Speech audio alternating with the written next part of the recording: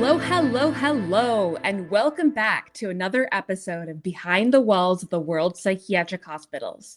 I'm your host, Dr. Sarah Gallup, and I am so excited for today's episode. I feel like I see that for every episode, but I learned so much with this one, and I hope that you do too.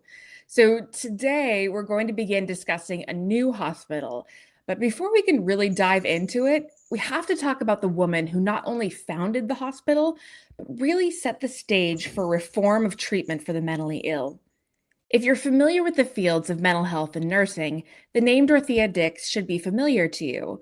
But if not, today is the day you get to learn more about this woman who is not afraid to fight for what she believed in and helped effect change in the US and around the world. So come on in and get comfortable as we go behind the walls of the New Jersey State Lunatic Asylum.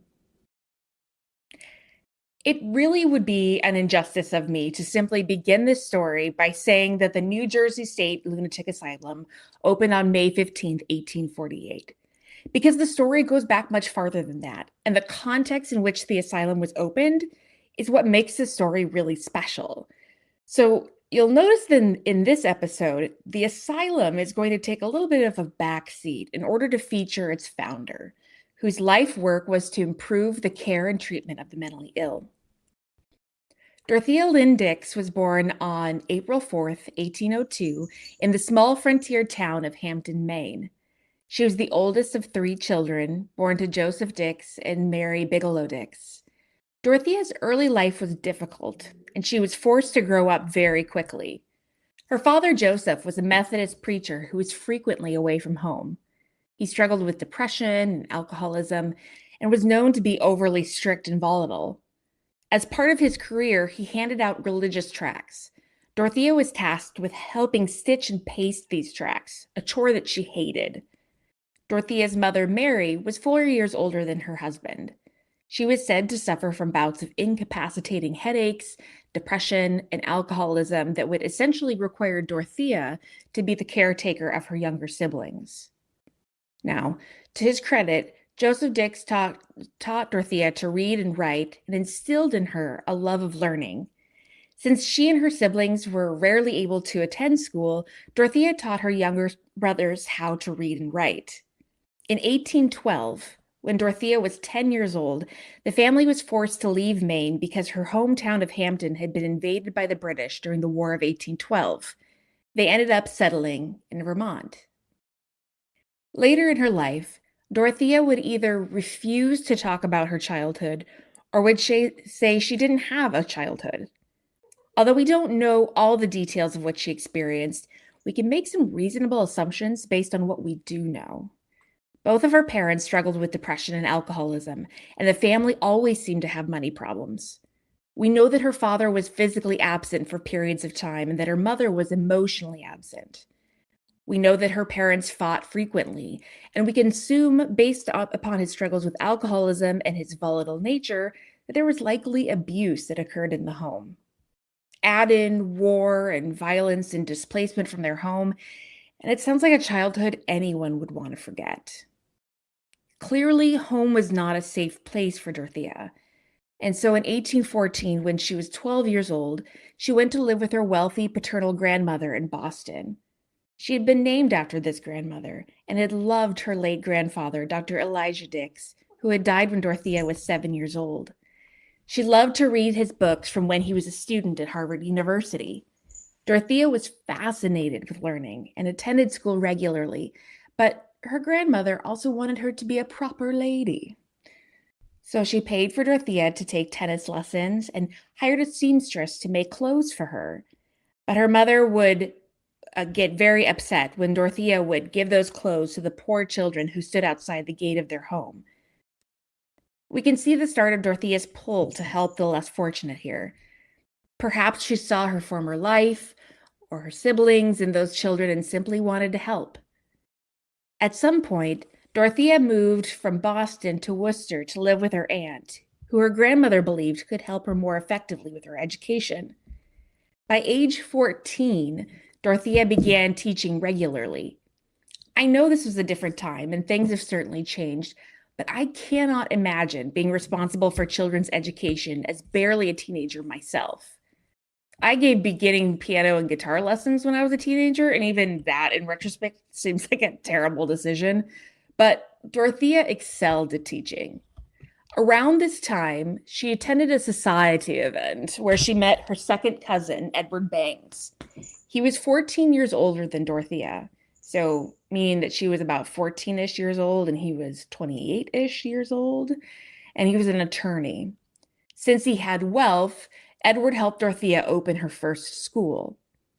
By the time she was 15 years old, she taught 20 pupils aged 6 to 8 years old, and the school was a success. She designed the curricula and established herself as an effective administrator. She ran her school for 3 years with the financial support from Edward Banks. When she was around 17, Edward proposed to Dorothea, but she was afraid to accept. She didn't want a marriage like her parents had had. But he continued to pursue her. When he proposed a second time, she accepted, but wouldn't set a wedding date. She began to realize that her school was more important to her, and she returned his ring. Dorothea would remain unmarried throughout her life. After her engagement to Edward ended, Dorothea closed her school in Worcester and returned to her grandmother's house in Boston, where she opened the Dix Mansion, a school for wealthy girls, along with a charity school that poor girls could attend for free. It was also around this time that her father died. It's a lot of good and bad stress for the same year: a broken engagement, the death of her father, and starting a new school.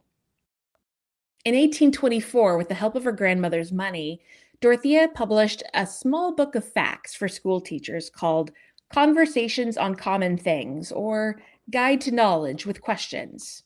A small book, but a long name. The text was written in the style of a conversation between a mother and her daughter, with the intent that women should be educated the same as men. Some typical questions from the book included questions like, why do we call this day Monday? Why do we call this month January? What is tin? Does cinnamon grow on trees?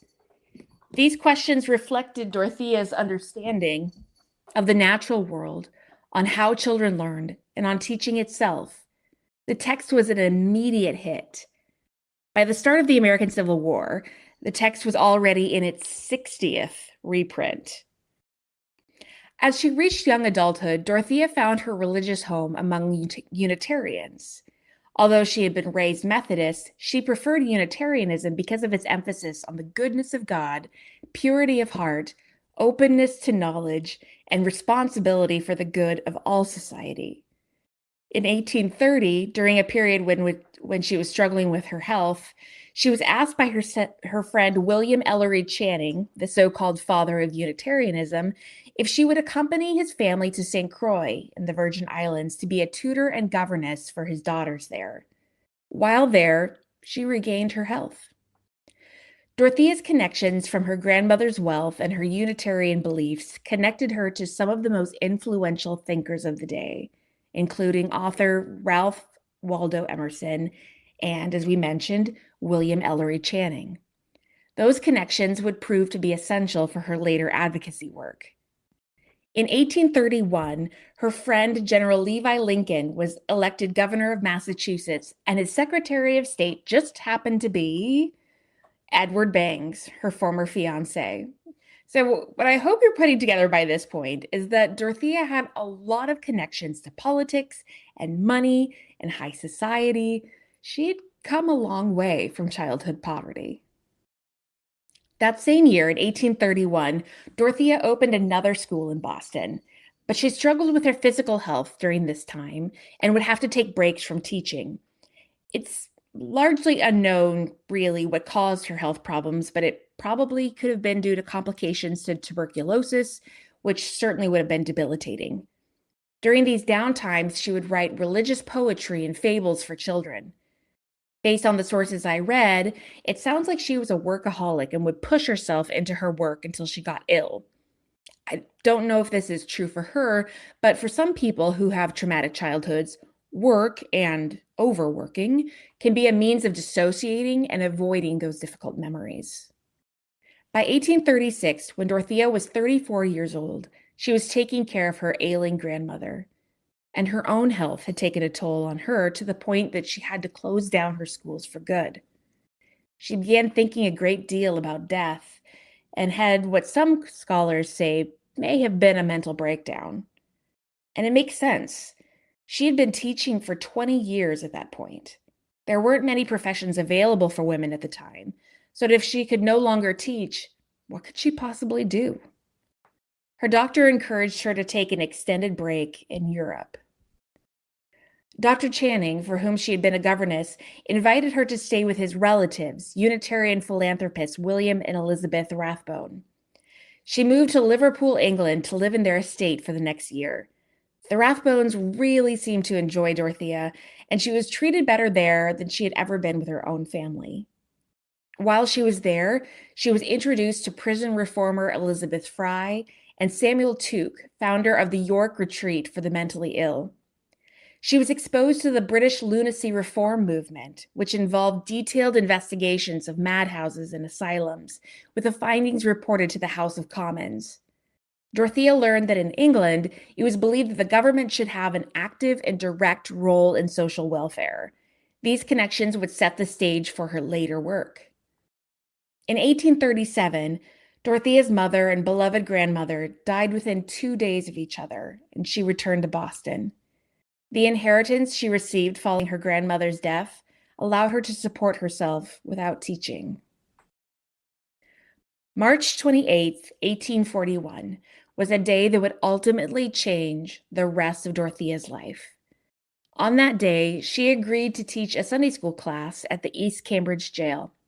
Seems innocuous enough, but what she saw in that jail profoundly changed her. She saw men, women, children, naked and chained to walls. She saw people sleeping on filthy floors, underfed, in unheated rooms. The mentally ill were housed in dungeon cells. She saw one man naked and whipped to make him behave better. She observed violent criminals housed alongside the mentally ill in freezing cells. And she was told that the insane do not feel hot or cold. Dorothea was appalled by what she had seen and how the inmates were treated. Seemingly in an instant, she knew the direction her life was heading. She had to make things better for the mentally ill. She took it upon herself to visit every public and private facility she could access and documented the conditions she observed there. She made notes about prisoners flogged, starved, chained, physically and sexually abused by their jailers, and left naked in their cells without heat. She began reading extensively and interviewed physicians about the diagnosis and treatment of mental illness. She made herself as educated as anyone of that day on the subject of mental illness. She made herself an expert. Women of that day were supposed to have a higher moral virtue than men and were therefore responsible to the most vulnerable people.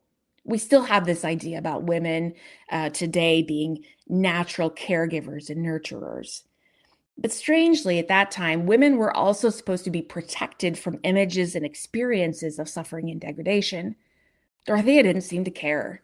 She was determined to expose others to the abysmal conditions of jails, prisons, and poorhouses. Before long, she had visited asylums and almhouses in almost every state east of the Mississippi River with the same objective: document the conditions of the facilities and take careful notes on what she observed. She then wrote and wrote and wrote. By the beginning of 1843, Dorothea had written a memorial or presentation of her findings to be read before the Massachusetts legislature. There was just one problem. Women were not allowed in the legislature. And you have to remember, at this time, women couldn't vote, couldn't hold office, couldn't even present testimonials before legislature. She had done all the research, had money, had political connections, but couldn't even read what she had written. Not to be deterred, she found a stand-in for her to read it. Dr. Samuel Grindley Howe, who was the director of the Perkins School for the Blind and was himself a strong advocate for the mentally ill. Dorothea's first memorial to the Massachusetts legislature is really too long for me to reproduce here, but I want you to hear part of it. Even this excerpt is long, but it's worth it. It's smart and empathic, feisty and determined. This was clearly a woman who could not and would not be stopped. Quote, "Gentlemen, I respectfully ask to present this memorial, believing that the cause which actuates to and sanctions so unusual a movement presents no equivocal claim to public consideration and sympathy. Surrendering to calm and deep convictions of duty my habitual views of what is womanly and becoming, I proceed briefly to explain what has conducted me before you unsolicited and unsustained, trusting while I do so that the memorialist will be speedily forgotten in the memorial. About 2 years since leisure afforded opportunity and duty prompted me to visit several prisons and almhouses in the vicinity of the metropolis, I found near Boston, in the jails and asylums for the poor, a numerous class brought into unsuitable connection with criminals and the general mass of paupers. I refer to idiots and insane persons dwelling in circumstances not only adverse to their own physical and moral improvement, but productive of extreme disadvantages to all other persons brought into association with them. I applied myself diligently to trace the causes of these evils and sought to supply remedies. As one obstacle was surmounted, fresh difficulties appeared. Every new investigation has given depth to the conviction that it is only decided, prompt, and vigorous legislation the evils to which I refer, and which I shall proceed more fully to illustrate, can be remedied. I shall be obliged to speak with great plainness and to reveal many things revolting to the taste, and from which my woman's nature shrinks with peculiar sensitiveness. But truth is the highest consideration. I tell what I have seen, painful and shocking as the details often are, that from them you may feel more deeply the imperative obligation which lies upon you to prevent the possibility of a repetition or continuance of such outrages upon humanity. If I inflict pain upon you and move you to horror, it is to acquaint you with the sufferings with which you have the power to alleviate and make you hasten to the relief of the victims of legalized barbarity. I come to present the strong claims of suffering humanity.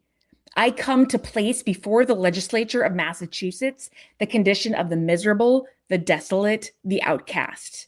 I come as the advocate of helpless, forgotten, insane, and idiotic men and women, of beings sunk to a condition from which the most unconcerned would start with real horror, of beings wretched in our prisons and more wretched in our almshouses. And I cannot suppose it needful to employ earnest persuasion or stubborn argument in order to arrest and fix attention upon a subject only the more strongly pressing in its claims because it is revolting and disgusting in its details. I must confine myself to few examples, but am ready to furnish other and more complete details if required. If my pictures are displeasing, coarse, and severe, my subjects, it must be recollected, offer no tranquil, refined, or composing features. The condition of human beings, reduced to the extremest states of degradation and misery, cannot be exhibited in softened language or adorned a polished page.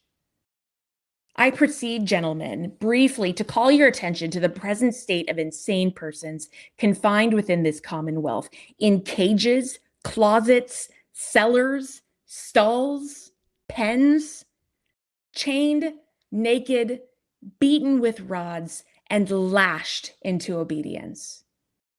As I state cold, severe facts, I feel obliged to refer to persons and definitely to indicate localities. But it is upon my subject, not upon localities or individuals, I desire to fix attention. And I would speak as kindly as possible of all wardens, keepers, and other responsible officers, believing that most of these have erred not through hardness of heart or willful cruelty, so much as want of skill and knowledge and want of consideration. Familiarity with suffering, it is said, blunts the sensibilities, and where neglect once finds a footing, other injuries are multiplied. This is not all, for it may justly and strongly be added that from the deficiency of adequate means to meet the wants of these cases, it has been an absolute impossibility to do justice in this matter. Prisons are not constructed in view of being converted into county hospitals, and almshouses are not founded as receptacles for the insane. And yet, in the face of justice and common sense, wardens are by law compelled to receive, and the masters of almshouses not to refuse insane and idiotic subjects in all stages of mental disease and privation. It is the Commonwealth, not its integral parts, that is accountable for most of the abuses which have lately and do still exist. I repeat it, it is defective legislation which perpetuates and multiplies these abuses. An illustration of my subject, I offer the following extracts from my notebook and journal. Springfield. In the jail, one lunatic woman, furiously mad, a state pauper, improperly situated, both in regard to the prisoners, the keepers, and herself. It is a case of extreme self-forgetfulness and oblivion to all the decencies of life, to describe which would be to repeat only the grossest scenes. She is much worse since leaving Worcester. In the almshouse of the same town is a woman apparently only needing judicious care and some well-chosen employment to make it unnecessary to confine her in solitude in a dreary, unfurnished room. Her appeals for employment and companionship are most touching, but the mistress replied she had no time to attend to her. End quote. Dorothea went on in this testimony to provide 21 similar examples of other institutions that she had visited and outlined the conditions she had observed. She got direct quotes from sheriffs and wardens from around the state about the conditions of their facilities. And she goes on to call her findings an observable evil with this call to action. Quote, "It is not few, but many. It is not a part, but the whole, who bear unqualified testimony to this evil. A voice strong and deep comes up from every almshouse and prison in Massachusetts, where the insane are or have been protesting against such evils, as has been illustrated in the preceding pages. Gentlemen, I commit to you this sacred cause. Your action upon this subject will affect the present and future conditions of hundreds and thousands. In this legislation, as in all things, may you exercise that wisdom which is the breath of the power of God." End quote. Unsurprisingly, the initial reaction to her memorial was criticism and denial, but with the help of her connections, including her former fiancé, Edward Bangs, she was able to appeal to the legislature to take her case seriously. And on March 25th, 1845, a bill was passed to set aside funds for building a state hospital in New Jersey. From there, Dorothea traveled from New Hampshire to Louisiana to document the condition of pauper lunatics, again publishing memorials to state legislature almost every year and working with committees to draft the appropriations bills needed to build asylums. She was met with quite a bit of resistance, though. The belief of the day was that insanity could not be cured. But here was Dorothea, a woman, with the theory that folks with mental illness should take responsibility in managing their illness and should be treated with dignity and respect. She based this off the concept of moral treatment developed by French psychiatrist Philippe Pinel and from practices she observed at hospitals like the York Retreat in England.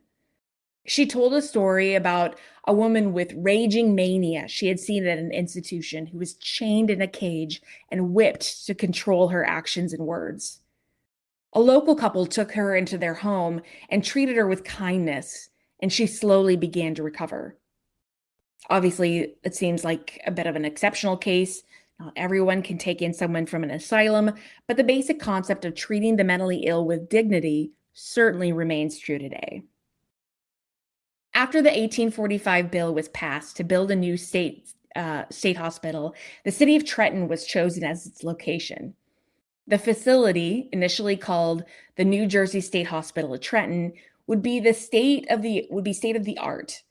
It was the first hospital designed in the Kirkbride style proposed by Dr. Thomas Kirkbride. If you recall from episode 1 on Oregon State Hospital, Kirkbride hospitals were designed in a bat wing pattern with a centralized administrative area and wings that zigzagged outward. The idea was that design allowed for the most privacy and natural light. The main hospital building was designed by architect John Notman and had accommodations for staff, offices, kitchens, 6 female wards, 6 male wards, and rooms to treat patients. The state decreed that all patients remain for a minimum of 6 months.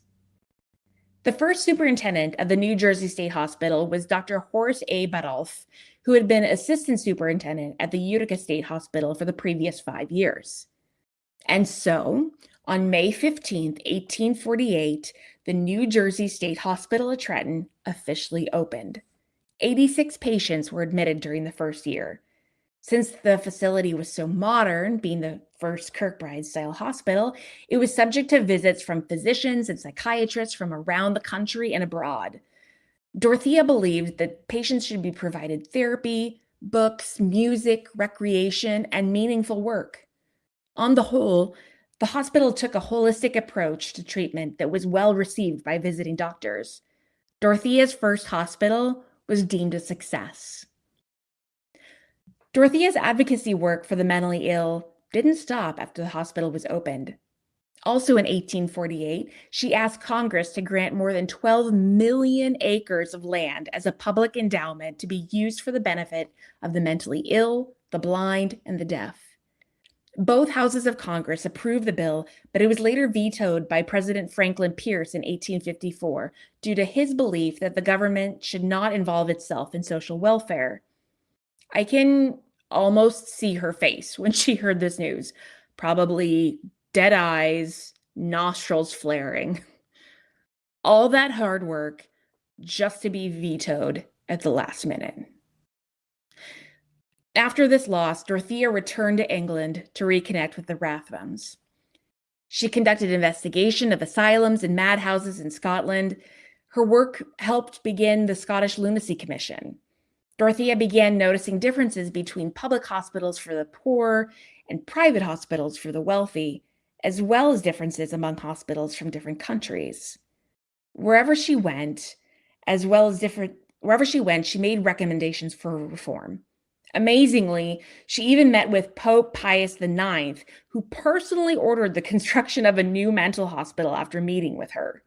She continued her work around Europe and the world, establishing hospitals for the mentally ill throughout the British Isles, France, Greece, Russia, Canada, and Japan.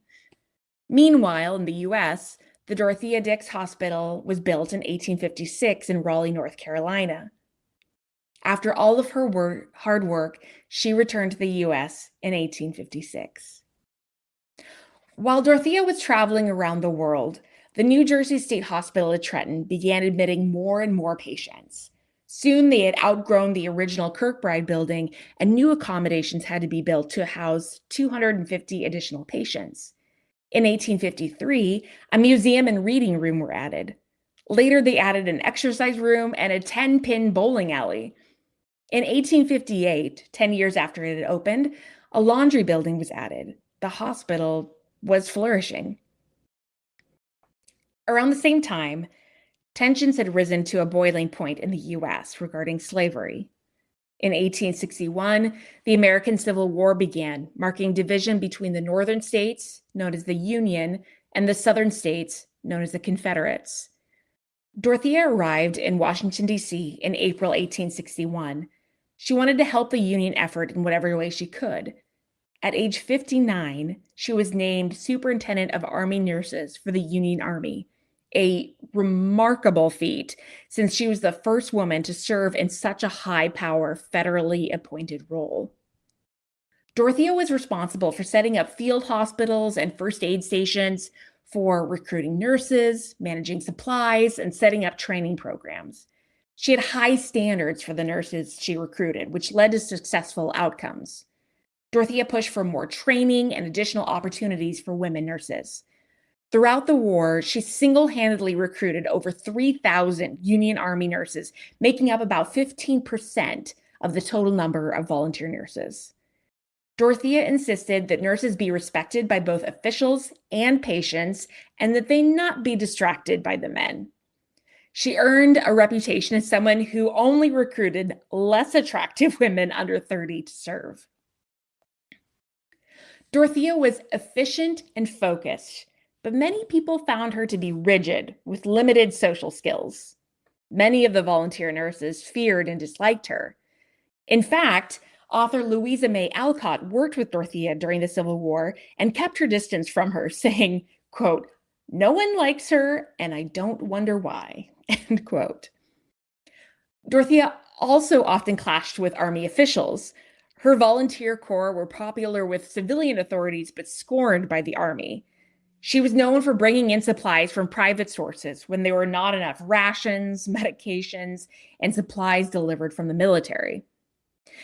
She was also known for her high standards of other healthcare providers. She courts-martialed every doctor she found who was drunk or disorderly. And during wartime, I can only imagine how frequent that was. I want to take a quick step back for a moment because I really believe it's important to offer a balanced view of figures from history. All too often, we tend to glorify a figure who really is a complex person like all of us, someone who made good decisions and bad decisions. Dorothea Dix was an incredible advocate for the mentally ill and very successful in her Army role. She has received criticism, and rightfully so, for her problematic views on slavery and her resistance to abolitionism. She believed the Black slaves were inferior to white folks and supported the American Colonization Society, which wanted to send slaves back to Africa. I add this not to negate any of the positive changes she was able to make, but again, because it's important to look at the whole person as much as is possible. I find it really sad and ironic how her life's work could essentially be boiled down to, "I deplore the conditions of people in prisons and asylums, and I demand change." Yet, at the same time, she looked at slavery and seemed to say, "I don't deplore the conditions of these people in slavery, and I'm not even going to talk about it." To me, those seem like incompatible views. I also find it kind of odd that she never advocated for women's rights, seeing as though she was an incredibly accomplished and successful woman who encountered many barriers throughout her advocacy work because of her status as a woman. But I don't know. I guess you can't you can't do it all. Anyway, back to the Civil War. Although Dorothea was clearly effective in her role as a superintendent, her troubles with the military began to wane on her. After the war ended in 1865, Dorothea resigned from her post as superintendent of nurses. By this time, she was 63 years old. But aging didn't stop her either. This woman was a machine. After the war, she raised funds for building a national monument to honor deceased soldiers, which now stands at Fort Monroe, Virginia. She returned to her advocacy work with hospitals, lobbying for money to rebuild those that were destroyed during the war. In 1870, Dorothea contracted malaria and was essentially forced to stop traveling. Not to be deterred, however, she continued to write and lobby for the causes she believed in. I've got to imagine that she was a pain in the backside of every legislature in the US and probably abroad too. They probably saw her name on the envelope or letterhead or whatever and thought, ugh, her again. So sometime around this time, Dorothea moved into a suite at the hospital she had started, which was now renamed the New Jersey State Lunatic Asylum. When she was 73 years old, Dorothea watched the first class of nurses specifically trained to care for the insane graduate from her hospital, the New Jersey State Lunatic Asylum. How cool must that have been to see her life's work continuing on to the next generation of caregivers? She must have been so proud. Dorothea Dix remained at the New Jersey State Lunatic Asylum until her death on July 17, 1887, at age 85. She was buried in Mount Auburn Cemetery in Cambridge, Massachusetts. The story I've recounted here of Dorothea's life is abridged, obviously, with a focus on her first hospital project in New Jersey. But throughout her life, Dorothea helped found 32 psychiatric hospitals, 15 schools for the feeble-minded, a school for the blind, and multiple training facilities for nurses. She helped add libraries to prisons, psychiatric hospitals, and other types of institutions. Her epitaph read, quote, "She was the most useful and distinguished woman America has yet produced," end quote. When I look at everything she accomplished in her life, I really am shocked at everything she was able to do, especially given how often she was ill, especially given her difficult start to life. She doggedly advocated for change regarding treatment for the mentally ill and effected change for nursing as well. She was able to use her privilege of having money and connections to people in power to make these long-lasting changes. And that's where I'll end the story of Dorothea Dix and the founding of the New Jersey State Lunatic Asylum. Next week, I'll tell more of the history of the hospital and how it turned from Dorothea's vision of moral therapy to a hospital of horrors. And as always, remember to do the best you can until you know better. And then when you know better, do better. Until next time. Thank you